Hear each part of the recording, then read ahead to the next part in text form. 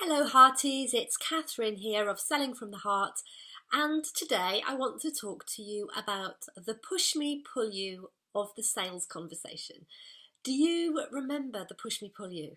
If you're not familiar with him, the Pushme-Pulyu is a two-headed animal who has a head on opposing sides of his body.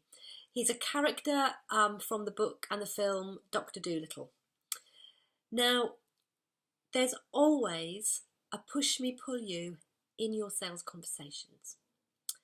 And of course, I'm talking about the client, or rather the energy of the client.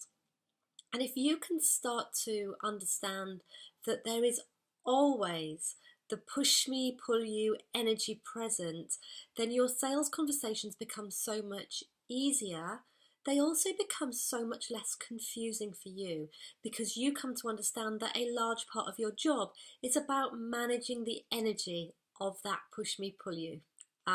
So I'll talk a bit more about what I mean by this and by the client having that push-me-pull-you energy. So basically imagine that a potential client is in conversation with you. Normally, a client is only going to be in conversation with you if they have some interest on some level in finding out more from you about whether you can help. So if we take as an example, I don't play golf.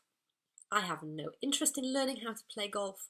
And so if you were to offer me a free one-on-one session to help me to improve my golf swing, I wouldn't be there, right? I'll have other things to be doing.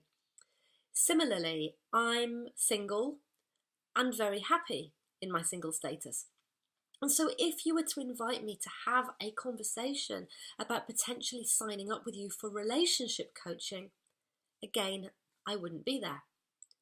However, within my business, I invest frequently in things that will help take me forward, whether it's business mentoring, business coaching, it might be working on breaking through some blocks that are holding me back in some way.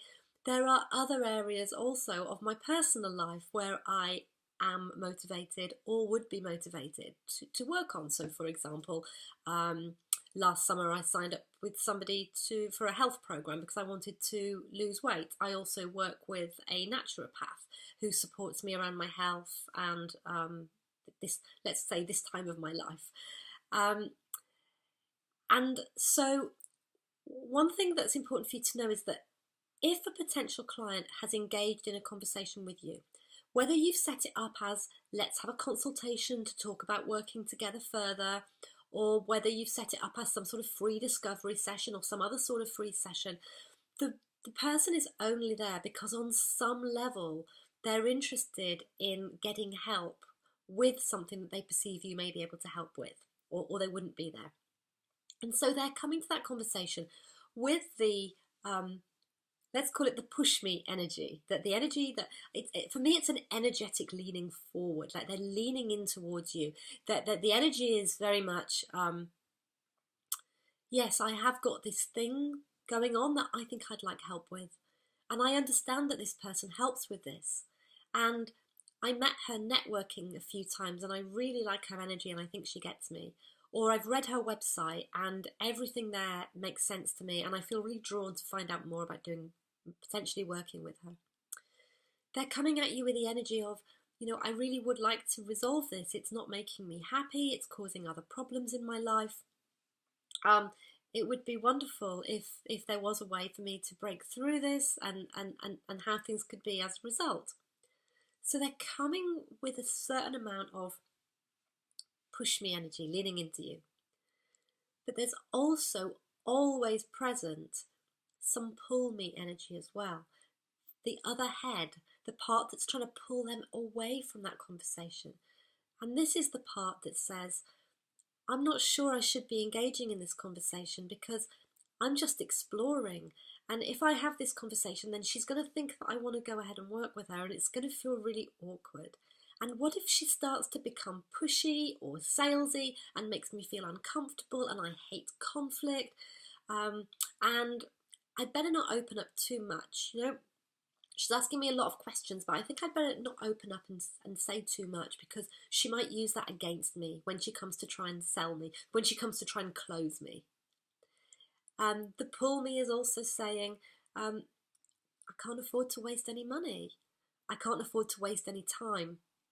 I can't afford to get this wrong.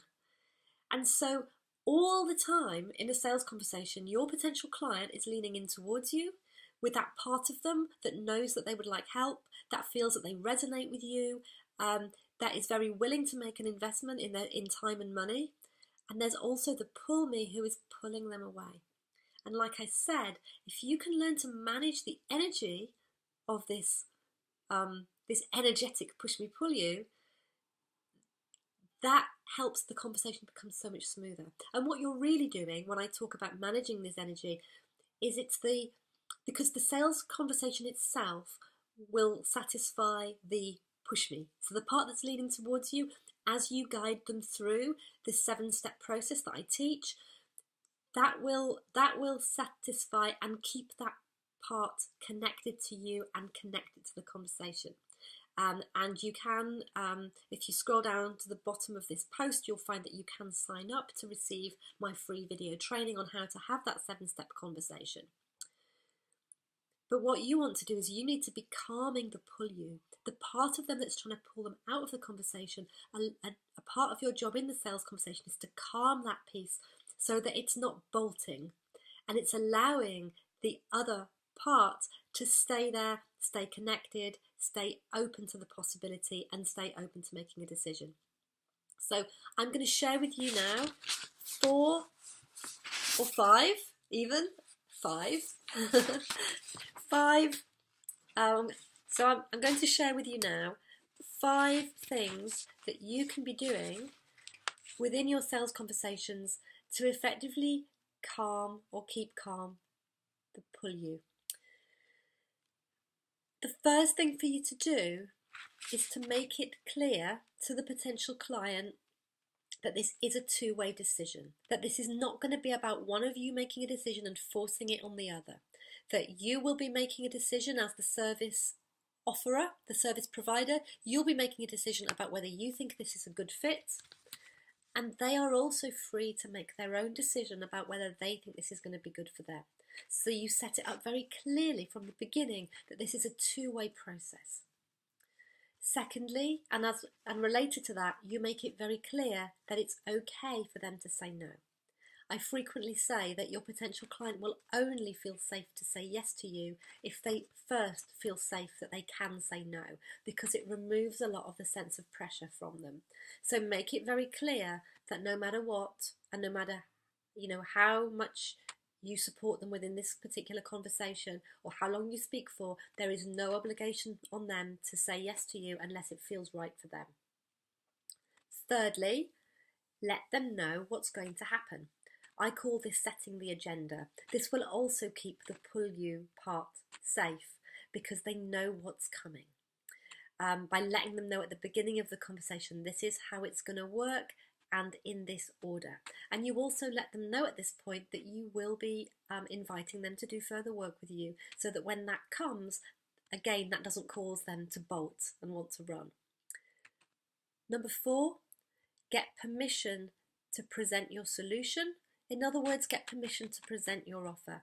Don't just suddenly jump in without warning and start telling them about how they could work with you and what it's going to cost and all of the detail, because if that pull you part of them isn't feeling safe and relaxed, again, it's going to bolt. It's going to feel that you're moving things too fast. It's going to feel pushy. So let them know it's coming by just checking in before you go into the solution and the offer, by just checking in with them and making sure that it's okay with them for you to proceed, that you have their permission to go ahead. And finally, a final thing you can do is just to test the water. So when it comes to asking them if they'd like to go ahead, sometimes you will ask very clearly and very directly, so would you like to go ahead and get started? Or, I can book you in for Thursday or Friday this week if you'd like to get started. That's great in most situations, but sometimes if you can sense that the client might be holding back a little, like maybe you can feel that the Pullyou energy, pulling them away a little, it can be useful to test the water with a less direct question. So, for example, instead of asking, would you like to go ahead, you might say something like, I offer sessions from my clinic in Harley Street or via Skype. Which of those would work best for you? So you're not asking them to make a decision, but you're testing where they are in their thought process. Because if they answer you, oh yeah, I think Harley Street isn't that convenient for me, I think I'd like to do it via Skype. You're getting that sense that yes, they are going through this decision-making process. And so that can be, again, a less direct and more calm way to explore around whether they're ready to go ahead with you. So that's my message for you today, to always remember the presence of the Pushme-Pullyou energy in a sales conversation. Always that part of the person who wants help, who wants to work with you, who wants to make the change, who wants to make the investment, who is leaning into you, and the part that is afraid. Scared that you're going to push them into something they don't want, nervous about wasting their money, nervous about making a mistake, feeling uncomfortable about sharing too much, and that those two pieces are always present, and part of your role, like I said, is to help to manage that, both sides of those energies.